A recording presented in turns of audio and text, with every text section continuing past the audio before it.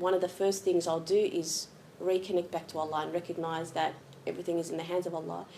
All the work, all the power operates from Allah subhanahu wa ta'ala. So that immediately relaxes me when I realize that Allah's in control, right? It's not me in control.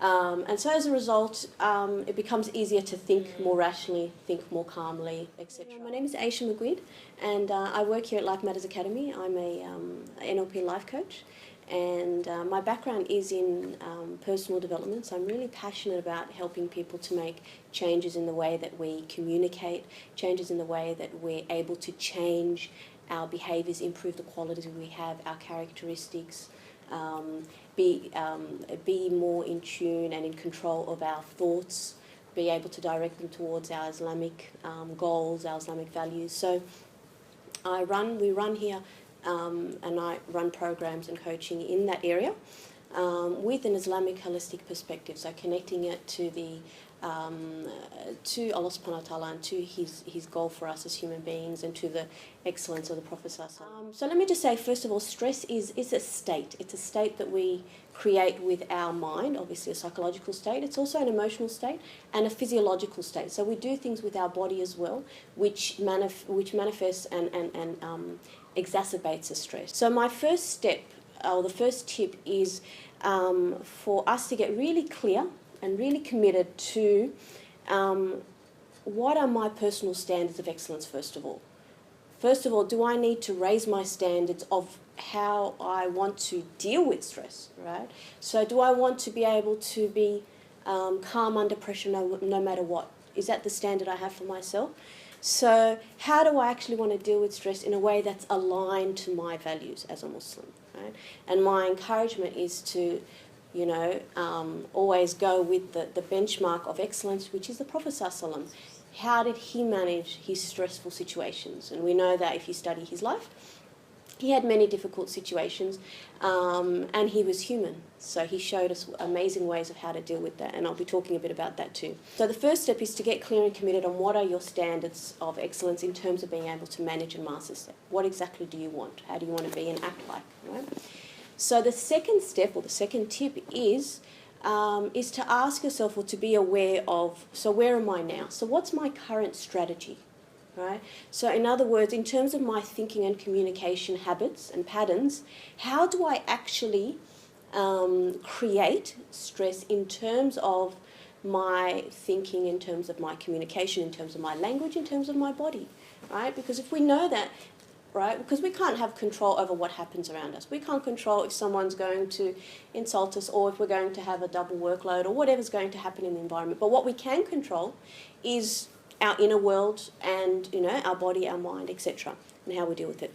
So the first thing I teach, and I teach this in my NLP program, is to take an inventory. So we take an inventory, literally, right? And we do it in much greater detail, but I'll just give you a little bit of a taste of it now.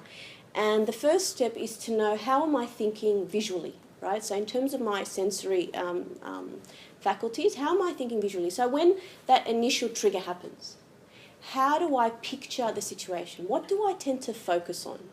So do I focus on things not working out, things getting worse, etc.? Because if that happens, then that becomes like a snowball effect, and things just, get worse and worse. Or do I tend to, and I'm guessing if you've got a problem in a particular situation, you're probably perhaps not doing this next example, is do I tend to ask empowering questions and focus on possibility or desirability, or focus on hope or faith or things working out, right? So I'm guessing in the situation that you may be struggling with, that you're probably seeing things not working out, and that's exacerbating the way you're struggling to, for example, remain calm under pressure, or whatever it is that you want to be able to do instead. And then the third step is, well, what can we do about it? So the third step is do a bit of homework.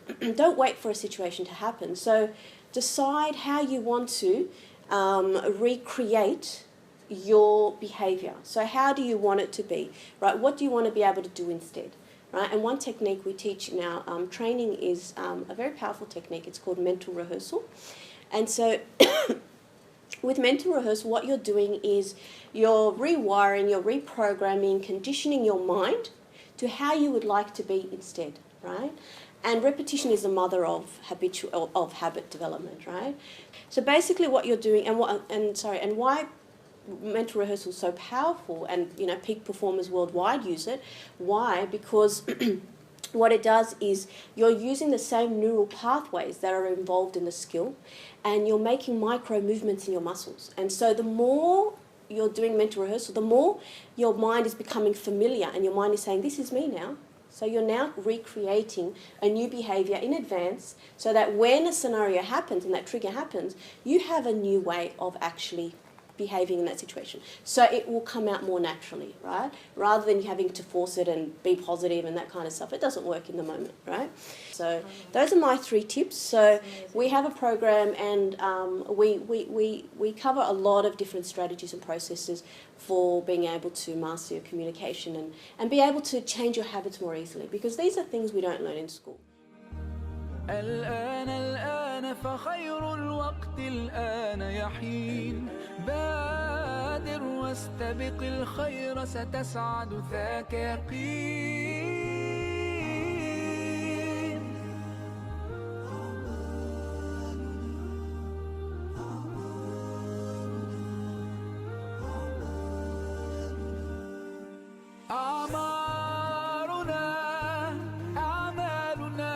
وبها سمت أسماؤنا نمضي وتبقى هنا أعمالنا وبها سمت أسماؤنا نمضي وتبقى هنا